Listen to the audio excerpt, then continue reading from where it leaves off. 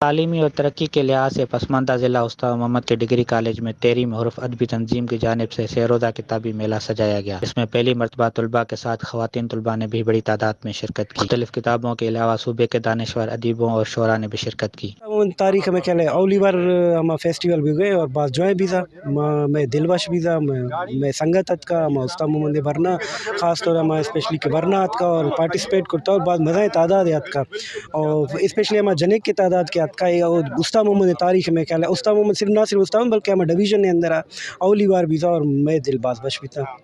استاد محمد کا پہلا لٹریری فیسٹیول ہمارے یہاں آج اختتام پذیر ہوا اور یہ استاد محمد ضلع استاد محمد ایک بہت ہی پسماندہ علاقہ ہے ضلع جعفر آباد استاد محمد کا اور بلوچستان کا، اور یہاں پر جو ہے وہ زیادہ تر اسکول بند ہیں، تعلیمی ریشو بہت کم ہے، اس کے باوجود بھی یہ جو لٹریچر ہوا ہے فیسٹیول ہوا ہے یہ بہت کارآمد ہے۔ تقریباً 300-400 کے لگ بھگ افراد نے یہاں شرکت کی ہے۔ محمد لٹریری فیسٹیول میں سمجھتا ہوں کہ ایک بہت زبردست اور بڑی علمی شروعات ہے اور اس کو مستقل بنیادوں پہ اور ہر سال منایا جانا چاہیے۔ کتاب میلے کے اختتام پر ضلع بھر میں اچھی کارکردگی کرنے والے افراد تعریفی اسناد تقسیم کی گئی۔ استاد محمد کے شہریوں نے حکومت سے مطالبہ کیا کہ ایسے میلے سرکاری سطح پر کیے جائیں۔ ہماری ٹیم کے ساتھ محمد اسماعیل پلال، وش نیوز، استاد محمد۔